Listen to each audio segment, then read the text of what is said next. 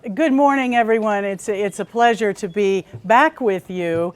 Unfortunately, the content I have to present today is not pleasurable, but it is critical to your life that you understand all that is moving like a train rolling down the tracks out of control with the healthcare regulations that are becoming uncovered every day. So each of you needs to be aware of what is happening, and each of you needs to be educating others. We have some critical things taking place that affect your medical care. We had a friend write us. We sent our Happy New Year letter with some of our plans to deal with these changes. And one of our friends wrote back, well, I don't understand why you have to take all of those drastic steps. We've been really happy with our Medicare. Ladies and gentlemen, the operative word is been. It is no longer in existence as you have experienced it. That ended March 23rd, 2010. The changes that will affect your life don't fully take effect until 2013 and 2014. But Medicare as it has been no longer exists. And when this misguided Medicaid expansion in Arizona is forced down the throats of the taxpayers of this state, Medicare will be gutted even more to pay for the expansion of free services to younger people, people who could be productive tax-paying citizens. So I'm going to go over some of the things that have been happening in the last few months, just as more information comes out. And this was all, I wrote about it in 2009. This was all very carefully planned so that the most draconian changes did not happen until after the 2012 election. Make no mistake, this was all calculated to hide from the public what was really underway, and the goal that was the overarching goal was to destroy private insurance, destroy private fee-for-service medicine answering to the patient, and to destroy patients' liberties to make their own medical decisions. And we are seeing that every day. I liken it to the movie that Robert Redford played so skillfully, The Sting, the big con. And if you saw that movie, you know exactly what I'm talking about how skillfully everything was woven together to create the big sting that they pulled off. If you haven't seen it in a while, go back and see that movie again, because it is exactly what has been perpetrated on the American public over the last 4 years. I'm getting calls at the office. We heard you're moving to Brazil and closing your practice. Okay, you're hearing it from the horse's mouth. I am not closing my practice until the government says you cannot be licensed unless you are one of the government-controlled drones. And I use that word deliberately. So I am not closing until I am forced out. I will not compromise the oath of Hippocrates, where I took an oath to serve the individual patient to the best of my ability and judgment. So I will not compromise that in order to be a government drone and essentially kill people at the government's direction, which is what the rationing boards do. So I will not do that. I am in the process of restructuring the business so that I can create an international company of global resources for people who want individually tailored care and where to go for those resources, and people who want privacy. So, and I've never been to Brazil. I have no interest in Brazil. I am not going there. I have no idea where that came from. I am looking at a country where they are successful and booming in Chile because they are following the principles that made America great, that we are no longer following. And the economy in Chile is booming, freedom is booming, the rule of law is booming, and they are open arms for entrepreneurs. Got to learn some Spanish. But my point is that what you may hear is not the case. I am fighting for patients' privacy and liberty in medical treatment decisions to the extent that I am capable, but I am also protecting my patients by working hard to set up an alternative business structure where we can maintain the freedom that we've had and the privacy that should be there. So that is what I'm working on, and I will keep fighting here as long as possible. One by one, all of these promises that were made to groups around the country to force Obamacare through and get it passed, one by one, those promises are falling like dominoes. And more people are being stung, just like in the movie, are being stung by the failure of the promises and the outright lies, the big con. Our personal New Year's sting was a 22.5% increase in my husband's Medicare supplemental insurance. This is not even the primary, this is the supplemental, 22% increase. And he hasn't had to access medical services in the last few years. He's worked hard to stay healthy, which I would advise all of you to do. But the increase was due to the ObamaCare regulations and mandates. Then I received the next sting, the notices for the premium increases for my employees. Now we have a high deductible, catastrophic type plan and with a health savings account, which I put in for the employees because I very much support the philosophy and the incentives are properly aligned in a health savings account catastrophic policy. Those are going up. And remember when Obama said, if you like your doctor, you can keep your doctor. That is increasingly not the case. Doctors are opting out of Medicaid. They can't stay in business at the Medicaid reimbursements. They are opting out of Medicare. They are not taking new Medicare patients. And many doctors are just saying, I can't afford $100,000 to put in the mandated electronic medical records. I'm going to retire. I'll go give my care free in Honduras or Guatemala or Mexico or Belize or Panama out in the rural areas. That's what many U.S. doctors are doing. I have friends who are doing just that. I'm retiring. I'm not dealing with the government. I will give my care free. We have tried for 2 years to get the Arizona Volunteer Physicians Act through this legislature and this governor. We have been blocked by the governor and the insurance lobbyist who won't even allow physicians to have some immunity from malpractice to provide free care for the poor.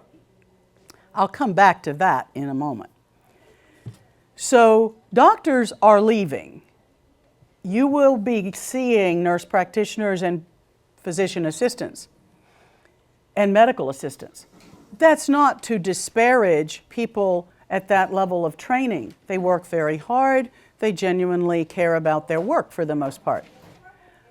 But a PA has 2 years of training. A physician has 4 years of medical school, 4 years of residency, and has required continuing education every year we practice.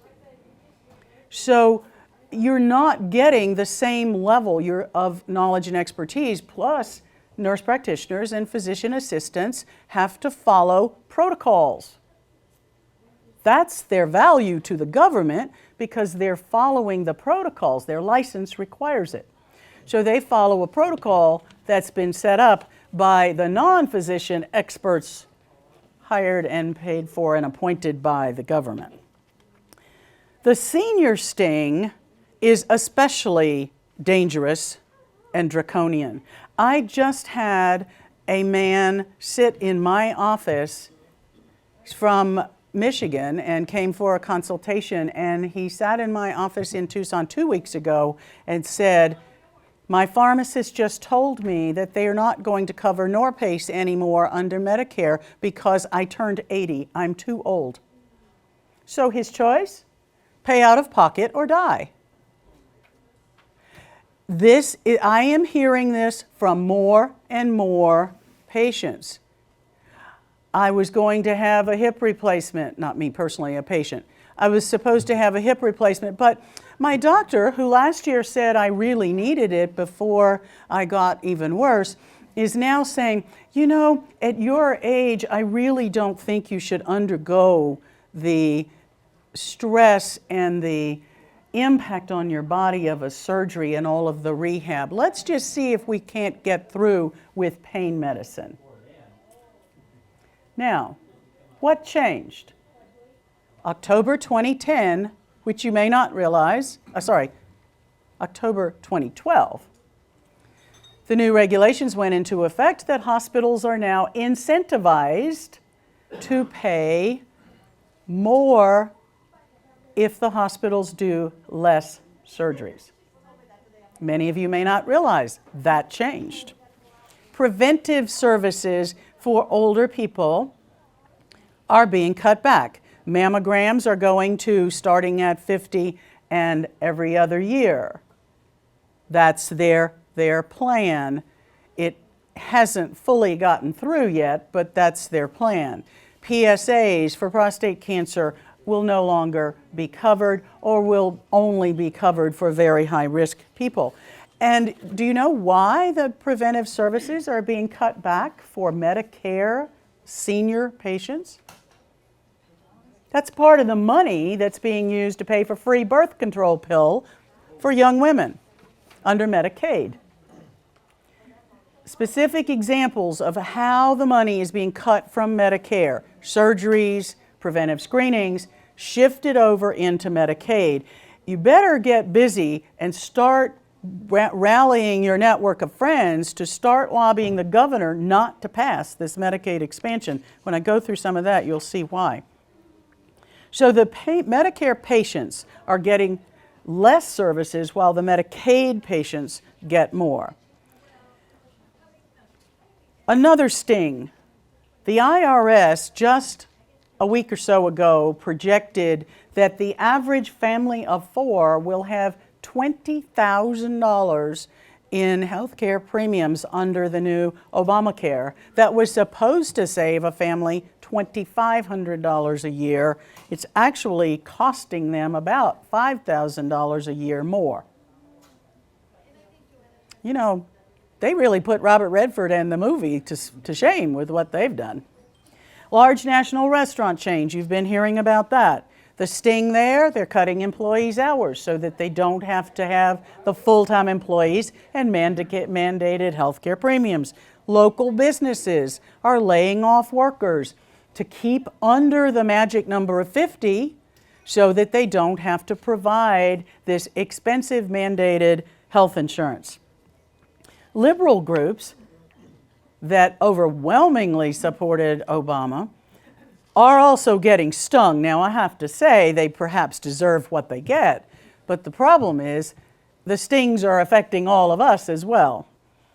These announcements came after the election, so that's part of the problem. They supported Obama in droves, and now they're getting stung. College students. Before Obamacare mandates, average college student who's pretty young and healthy generally was paying maybe $100 to $600 a year in health insurance premiums. Under the new mandates, college students' insurance premiums are projected to rise to $1,700 to $2,000 a year. Well, guess what constituency? About 80% of college students voted for Obama, and he turned around and stung them with the higher premiums, which wasn't announced until after the election. In New Jersey, which, as far as one of our doctors in AAPS knows, is the only state in the country that mandates health insurance coverage for college students, it's quite a sting because they can't attend college without paying that higher health insurance premium. And our good old college faculty, gee, they're being cut back to 29 hours a week or less so that the colleges don't have to pay for their health insurance. And suddenly, they're all up in arms about it. Union members. The sting of Obamacare is so bad for the union members, big labor is seeking waivers right and left. Of course, that begs the question of who's going to take care of all the people that got the waivers if they're driving the doctors out of practice. Smokers. You know, there probably were a lot of smokers that voted for Obama thinking that this free medical care was going to really be helpful. Turns out that the sting they got was being told that they're now going to be charged as much as 50% more for their health insurance premium as non-smokers. So this means that smokers over 55 may be looking at health insurance premium of around $4,000 a year. There are consequences to the vote. Employers, it cost $1.79 an hour for every worker, every hour of every work day of the year to pay for the mandated insurance for that employee. $1.79 an hour added to the cost of an employee. That's 2,080 hours a year as a full-time job. Multiply that, do the math, and you see why employers are not hiring. Seniors, as I said, are learning about all of their stings, and the cuts to Medicare have not even begun to be as bad as what's happening next year. Speaking of Medicaid, the Medicaid sting is one of the worst. States that are expanding Medicaid plan to cut payments to doctors and hospitals to about 56% of what private insurance reimbursements are. That means more patients lined up for fewer doctors. It means fewer hospitals. The Medicare chief actuary, Richard Foster, forecast that by 2030 we would have lost about 30% of U.S. hospitals who cannot stay open with these cutbacks. But in a cruel twist, and my husband caught this on the news running along the bottom of the screen last night, and I just about went up in smoke. This is a really cruel twist. While doctors are being cut to less than it costs to see a Medicaid patient, it was just announced yesterday that Betsy Bayless, who is the CEO of the Maricopa Integrated Health System up in Phoenix, that's the hospital, what we would call a public hospital that serves Medicaid patients, had a 33% salary increase from $375,000 a year salary to $500,000 a year salary. That is outrageous, in my opinion. The doctors who serve the poor are cut, and the CEO gets this kind of raise. Do you realize that the average primary care doctor's salary is about $125,000 a year? That's less than some plumbers make, and I'm not disparaging plumbers. They're just not regulated like the government does for the doctors. So to say that a CEO of a hospital should be making 4 times what a primary care doctor makes to serve his patients 24/7 is just really mind-boggling to me. And I want to give you another important piece of information. That $125,000 that Arizona saw fit to give the CEO of one hospital to push papers around and go to meetings and be a big shot, that $125,000 would cover the budget for the Zarpath Clinic in New Jersey, which is run by Drs. Alita and John Eck. It's a free clinic that they started on their own in 2003 to serve patients who were poor and who weren't getting help through Medicaid. Their annual budget is about $65,000 to serve hundreds of patients. Their cost at the free clinic, because of a lot of donated services and federal immunity to malpractice, their cost to see a patient for a doctor's visit is an average of $15. They are a 501c3. This is all a matter of public record. So Ms. Bayless's raise of $125,000, let's do the math. $15 an office visit, her raise of $125,000 is in place of seeing in the office in a free clinic 8,333 patients. This insanity of paying CEOs and administrators and bureaucrats more and more of hardworking taxpayers' money to push papers around and tell us all what to do, this insanity has got to stop. And we have got to stop the governor's Medicaid expansion, in my humble opinion as a physician. It is not going to help the patients. It's not going to help us have doctors in the state. And it's simply going to do more of this kind of outrageous reallocation of money to non-deliverers of medical services. And we don't need it. 8,333 patients could have been seen for this woman's raise. She should be ashamed of that. And this is not what we need in Arizona. The Supreme Court ruled that we did not have to expand Medicaid. We don't have to give in to the threats and the false promises. Arizona already went through the disastrous Medicaid expansion with the tobacco money. We got sold that bill of goods by Governor Napolitano, who said, oh, the taxpayers won't have to pay a thing because the big bad tobacco companies are going to, their penalty is going to pay for this expansion of Medicaid. You know how long that lasted? When the tobacco tax money ran out, the taxpayers got hit with it. The state had a $3 billion deficit that the legislators had to figure out how to solve, and that fight was led by none other than Senator Frank Antinori, who was voted out of office by the liberal Democrats who want to spend more of your money. So we don't even have a defender in the legislature who understands the cost of all of this. So when that dried up, taxpayers had to pay the bill. We had to pay a 1% increase in sales tax, and they kicked people off of Medicaid. Governor Brewer, I think, has drunk the Kool-Aid if she thinks that you can tell the federal government you're going to put in a trigger to be able to kick people off once they've been put on. She wants to expand it even further, this time from 100% of the federal poverty level to 138%, and said, oh, well, we'll just drop them off when the federal money runs out. Number one, I don't think that's going to be possible. And when the federal government money drops to 80% match, who's going to make up the difference? It's going to be all of the taxpayers in Arizona.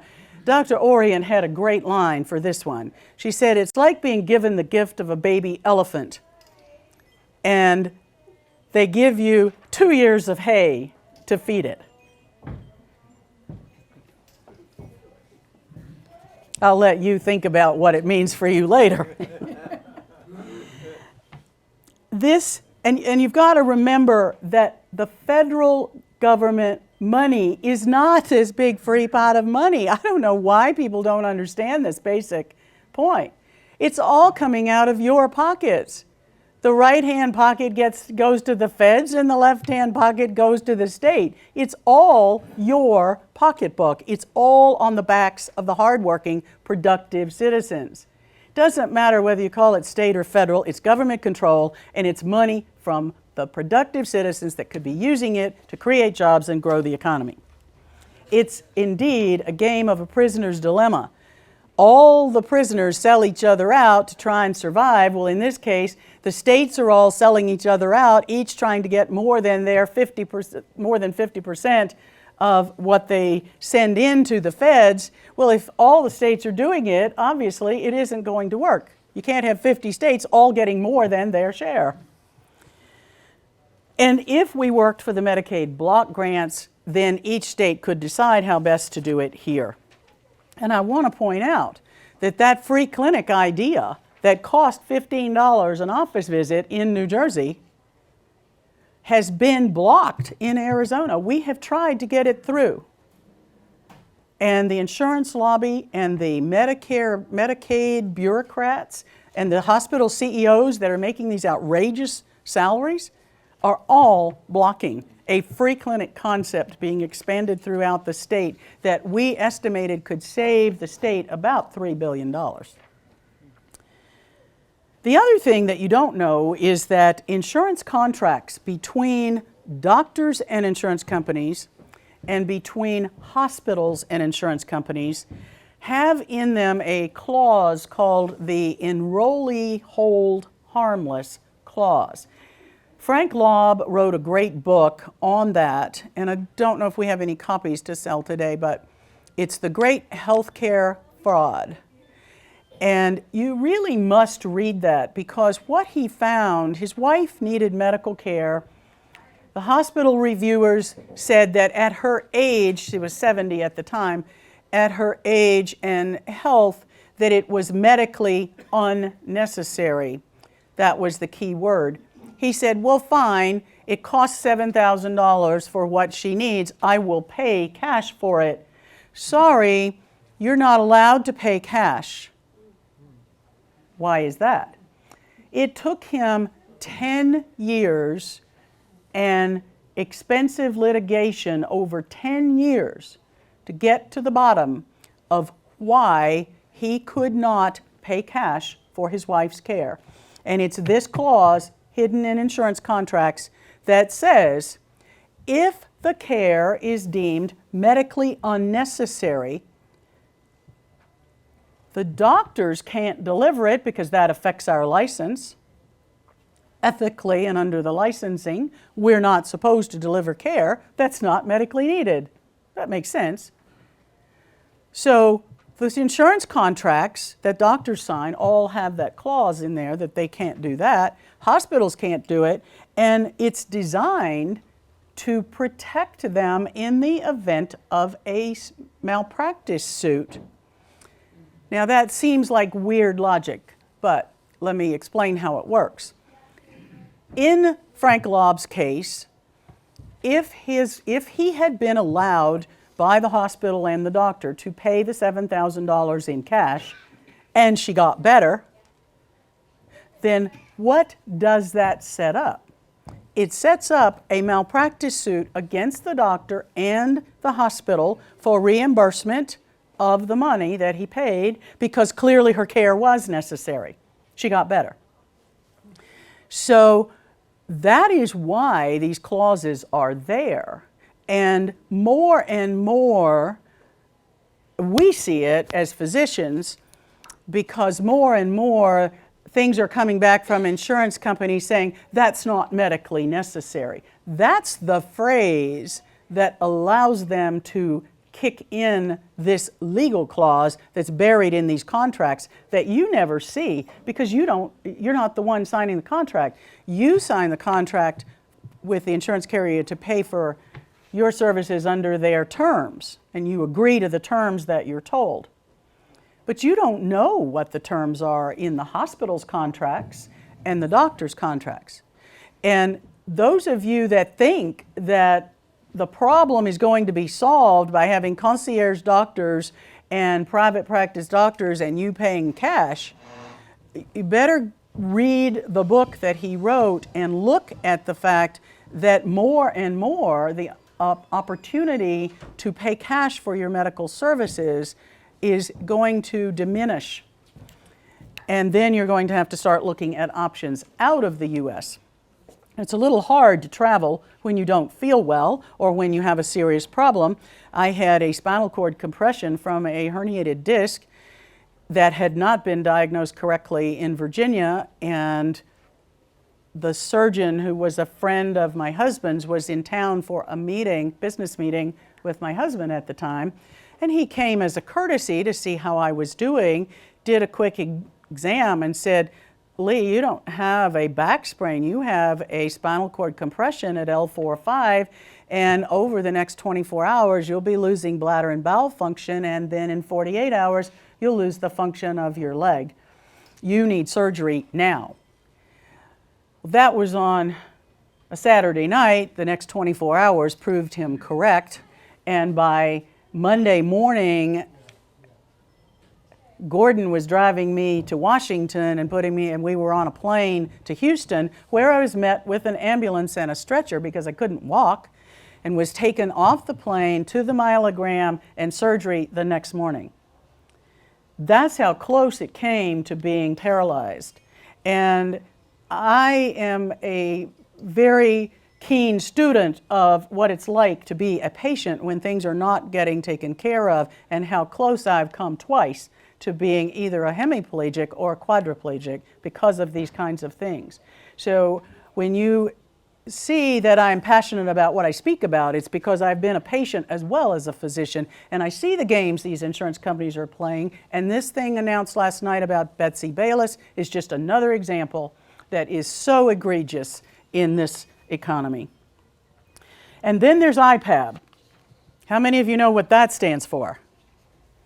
Okay, every single person in this room needs to know the initials IPAB and what it means, because your life is at stake. And if you didn't raise your hand, IPAB stands for Independent Payment Advisory Board. And that is a panel of 15 unelected, government-appointed experts, most of whom are non-physicians, who will be making decisions about what treatments are allowed under Medicare and any government-affiliated program or government-controlled program. That is the panel that Sarah Palin referred to as a death panel. That is exactly how it's operating in England today. Some of you have heard me talk about it. The British National Health Service openly is using the Liverpool Care pathway to provide morphine and withhold IV fluids and food for elderly people in the hospital so they die more quickly. I have had patients who have parents in England tell me that this is what happened, and they couldn't get there fast enough to be with their parents. And the British National Health Service is not hiding the fact that they're doing it. And they are supposed to be a civilized country. IPAB is also, not only is it a threat to your life, but IPAB is undermining the Constitution as well. And in her new book, Beating Obamacare, which is, Gordon said, is Costco has it, it's under $10, you must read that book. Your survival under this new healthcare law is at stake. And she is a PhD doctor and former lieutenant governor of New York. Dr. McCoy has written in layman's language, and bless her heart, she wrote it at about an 8th grade reading level, so it's very accessible to the average person. Talks about what's coming. And you must read it. Go down to Costco and get yourself a copy and give it to your friends. She explains it like this: IPAB is a radical departure, this is her quote, from Medicare as we've known it. In creating IPAB, Congress cedes nearly all control over Medicare spending to unelected bureaucrats. Congress is admitting it does not want to make unpopular cuts and then face seniors. The Obama health law says that whatever cuts IPAB recommends automatically go into effect unless Congress enacts a different set of Medicare changes with the same net savings.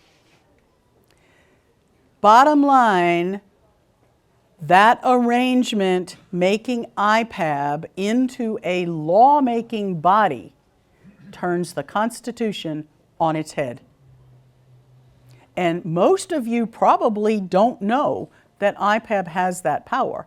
And there is no appeal. Congress has no oversight other than if they catch the rulings and somebody's smart enough and fast enough to get through Congress legislation to stop it, it takes effect with the power of the rule of law.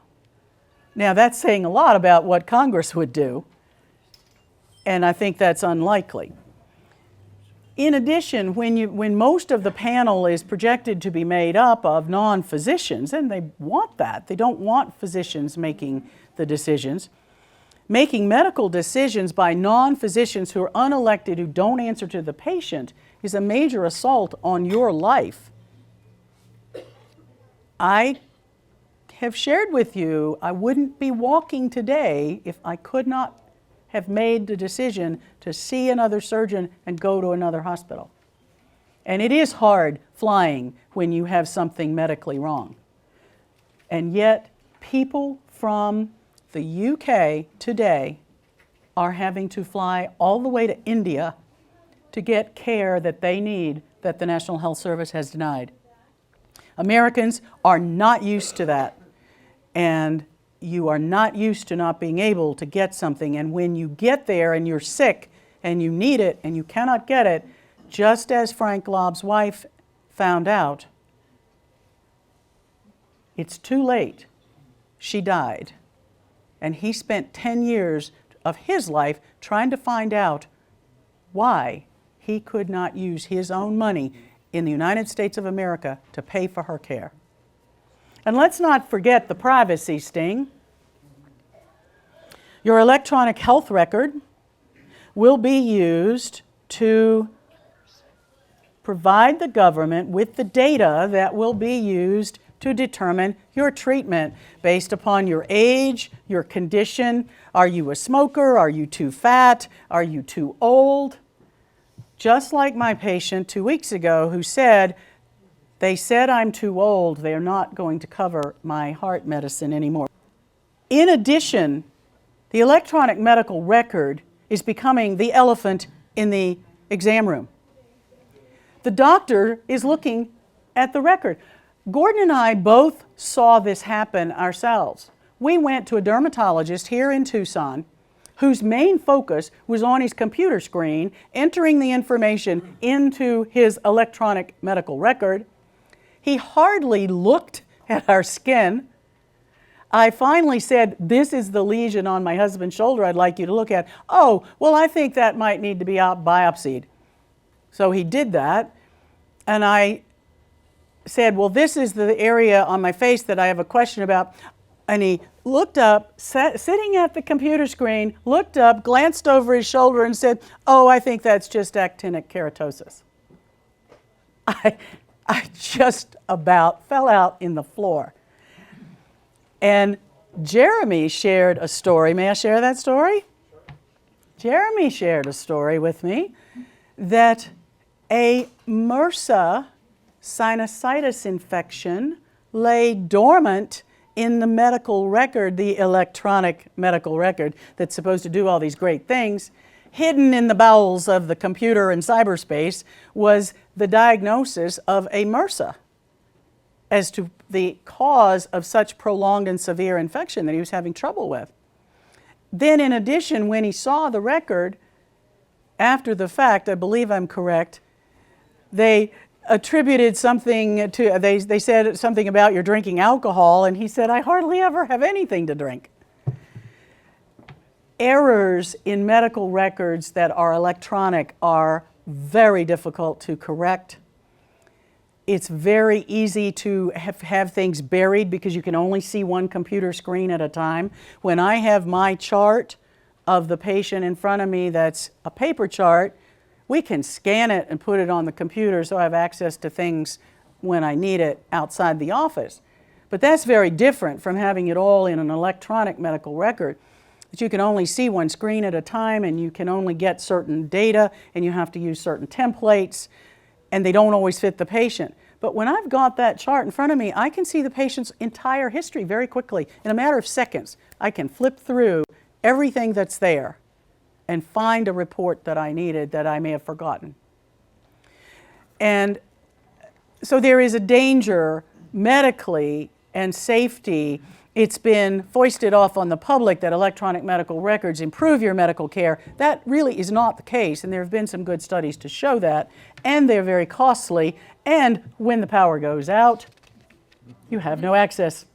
We had a bad monsoon summer a couple of summers ago in Tucson, and the whole section of River Road where my office is had no power for several days. I had sunlight coming in the window, and I had paper charts, and I kept on seeing my patients. But I couldn't get to the computer. The ultimate goal, as I said earlier, with all of these changes is single payer. They have made no bones about it. That was announced. Congressman Jan Schakowsky is on record in a video presentation, and other people, other experts are on record, on video, saying that's our goal. It's not a Trojan horse, it's right there.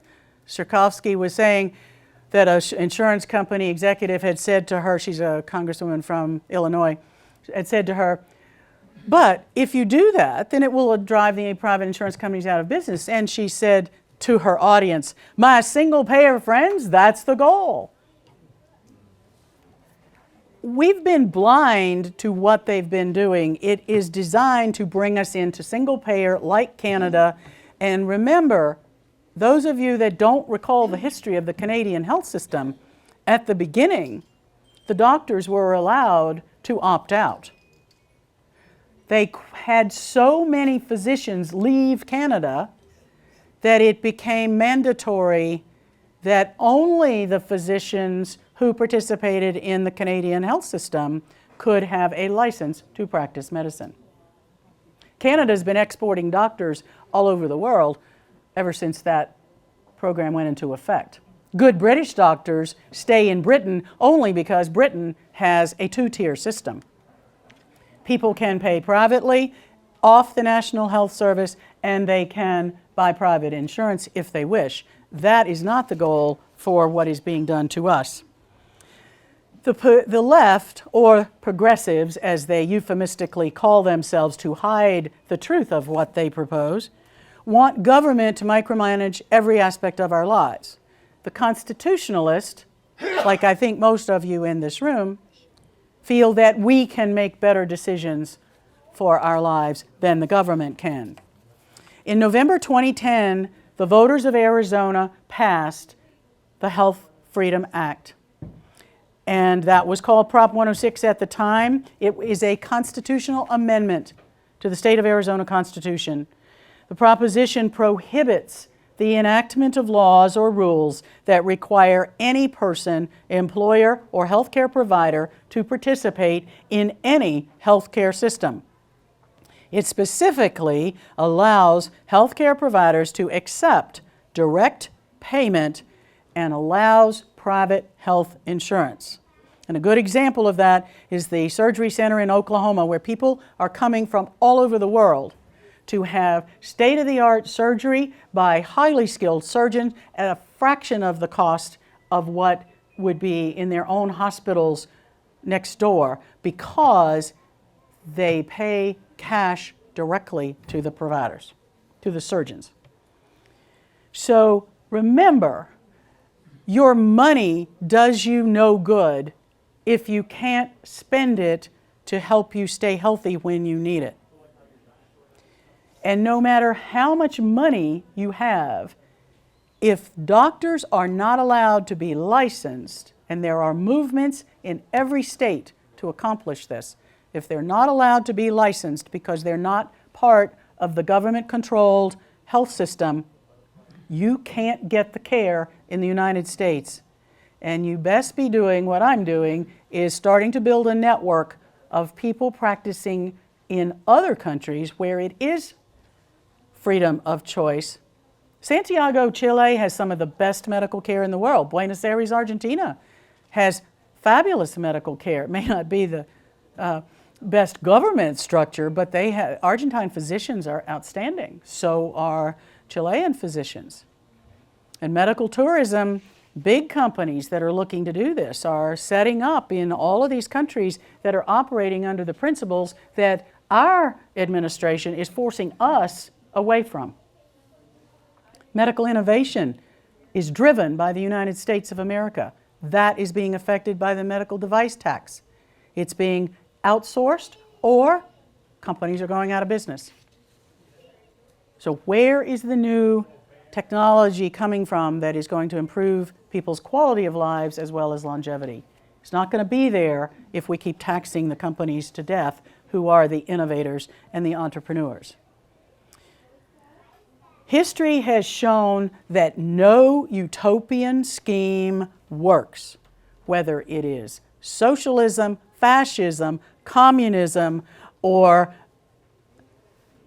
the moon planet system. When you put government in charge of everything about people's lives, it does not work. It leads to bloated government, it leads to crony capitalism like we see right here in Tucson in our own backyard, and it does not get the economy going. And this insanity of giving more and more money to bureaucrats and CEOs of hospitals and taking it away from the patients and the doctors and nurses who serve the patient is outrageous. And that everyone in this room ought to write a letter to Maricopa Integrated Healthcare System and complain about taxpayer dollars giving that kind of increase in this economy when people are losing their jobs. It's unconscionable. We need to be looking at ways to reduce healthcare costs, and Benjamin Carson, the outstanding physician who gave the talk at the National Prayer Breakfast just this past week, talked about how we can do that. And he came out of devastating poverty and is the director of pediatric neurosurgery at Johns Hopkins Hospital, one of the premier hospitals in the world. And I'm very proud of the fact that Johns Hopkins is leading the way with international medicine and with people like Dr. Carson. I trained there. It's a phenomenal institution. But we have got to follow people like his leadership and get some common sense and entrepreneurism and American values back into healthcare delivery and education and business and all of the other things that are being devastated in recent years. Thank you.